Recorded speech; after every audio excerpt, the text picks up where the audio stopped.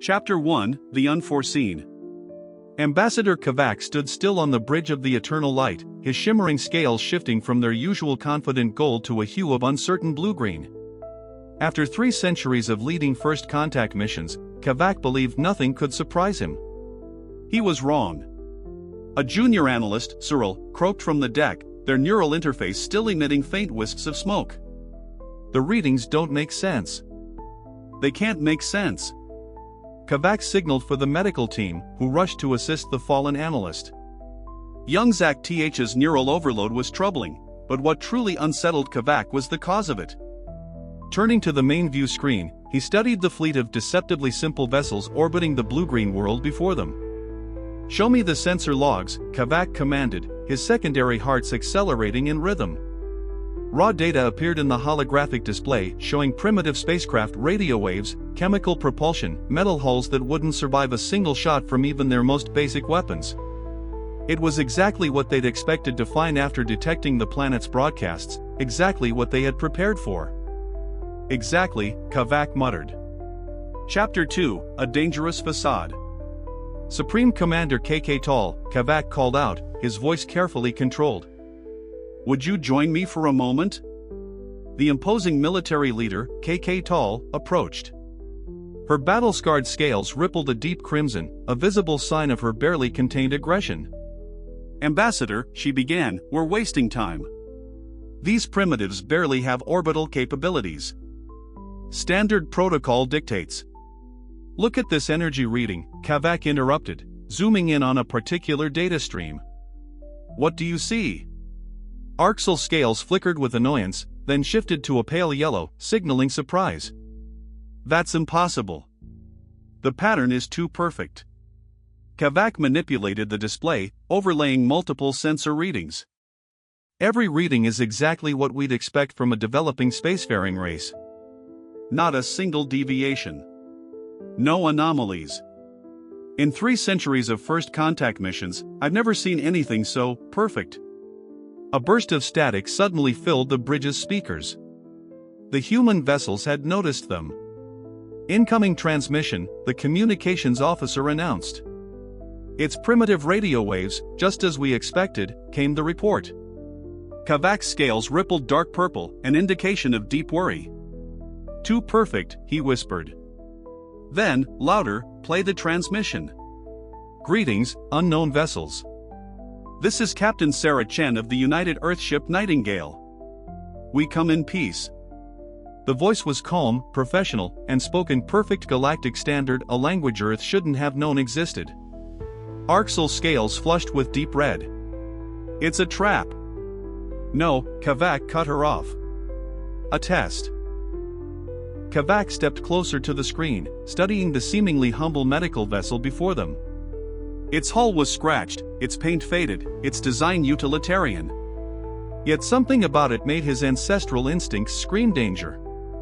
"They're testing how we'll react," Kavac continued. "Everything we're seeing is deliberate. They're showing us exactly what we expected to see. The question is, what are they hiding?" A brief glitch in their sensors briefly revealed something else: energy readings that defied physics, compositions that shouldn't exist, and power signatures that dwarfed their mighty fleet. Then, just as quickly, it was gone, replaced by the perfect facade of a primitive fleet. Chapter 3, The Deceptive Dance. Kavac turned to Arxel, his scales now a mix of fascination and fear. "Supreme Commander, I believe we may need to reconsider our approach. We're not dealing with primitives. We're dealing with masters of deception." "Your orders?" Arxel asked. "Send our response," Kavac said, his scales now settling into a determined purple gold. "And pray we haven't made a terrible mistake in our assumptions." Chapter 4, A Test of Deception. Lieutenant Sarah Chen stood at the controls of the Nightingale, her fingers hovering above the holographic controls. Sweat beaded on her forehead, but her expression remained neutral. The ship's true combat interface lay dormant beneath the medical console, ready to activate at a moment's notice. "They're scanning us again," reported her XO, Commander James Rodriguez. "Third sweep in the last hour. These Zachari are thorough." Sarah nodded. Status of the masking systems? Perfect. As far as they can tell, we're just a converted passenger liner with some basic medical equipment. James paused, looking over another reading. But that young officer with the greenish scales, he seems particularly focused on Bay 4. Sarah's jaw tightened. Bay 4 housed the Nightingale's quantum torpedo assembly, disguised as a regenerative medical facility.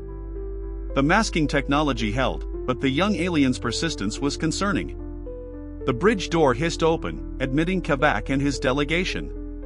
His scales shifted between shades of blue and gold, his younger officer, Mirik, following behind. The scanning officer practically vibrated with excitement. Captain Chen, Kavac's translator, spoke in perfect English. Thank you for hosting us. Junior Specialist Mirik is particularly interested in your medical capabilities.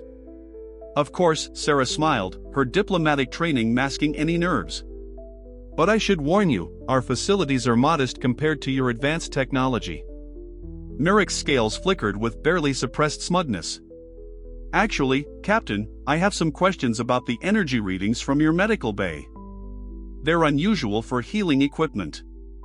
Sarah maintained a concerned tone. I hope there's nothing wrong with our equipment. We recently upgraded our diagnostic imaging systems, but the integration hasn't been entirely smooth. Mirik moved closer to one of the medical displays.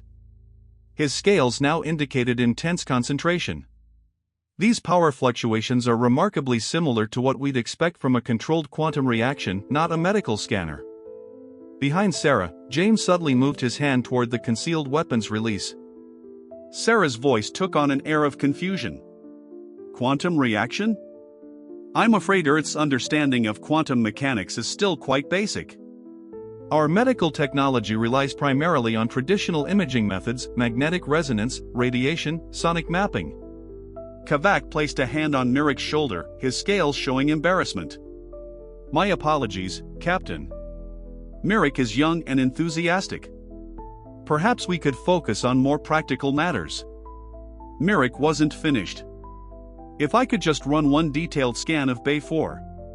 Kavac's voice grew sharp, transcending species boundaries. You forget yourself. Mirik's scales dulled to a chastised gray. My apologies. Captain Sarah, Kavac continued, perhaps we could tour your primary care unit instead? We've recently updated our trauma response protocols. Sarah took the opportunity to redirect them, exchanging a knowing glance with James. The Zachari weren't as convinced of humanity's technological inferiority as they pretended. And humans certainly weren't as primitive as they appeared. It was, Sarah reflected, going to be an interesting diplomatic mission. Chapter 5, The True Nature of Power. The Eternal Dominion gleamed with anticipation as Supreme Commander Arxel stood on the command deck. The flagship was a symbol of Zachari military might, 3 kilometers of advanced alloys and cutting-edge weaponry. Your attention, Earth representatives, she announced to the human delegation. We will now demonstrate the capabilities of our latest Mark-Thayan neural link combat system. Sarah and her officers stood at the observation deck, feigning awe. David Kamar, the youngest of the human officers, seemed more intrigued by the neural interface panels than the impressive weapon arrays. The system allows for instant response times, Arxel continued, her scales rippling with pride. No other civilization has achieved such perfect synchronization between ship and crew. David raised his hand, an innocent gesture that caused several Zachari officers' scales to flicker in amusement. Supreme Commander, may I ask a technical question? Arxel's scales showed indulgence. Of course, young one. Have you solved the quantum desynchronization problem in the neural pathways when multiple operators access the same combat subsystem? The command deck fell silent. Arxel's scales shifted from confident gold to surprise yellow. How do you know about that? Demanded Mirik, who had been watching the humans closely since their medical bay encounter. David blinked innocently. Oh, it's just basic neural interface theory. We encountered similar issues in our early attempts at direct neural links. Your species barely has spaceflight, Mirik said, her scales flashing with incredulity. Before the situation could escalate, an alarm sounded. An asteroid, nearly invisible against the system star, had altered course. It was now on a collision path with the fleet. Impact in 30 seconds, a Zachary officer shouted. Neural interface loading, came the report, quantum desynchronization. All ships, emergency maneuvers. Arxel commanded, her scales now ash-gray with fear. The massive Eternal Dominion struggled to react as its engines flared.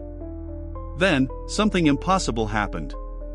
The Nightingale, supposed to be a converted medical ship, moved not with clumsy chemical thrusters but with an elegance that defied physics.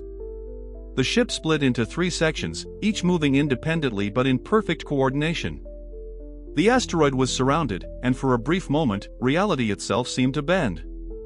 A gravitational lens formed between the 3 sections, and the asteroid simply ceased to exist, converted into harmless energy that dissipated into space.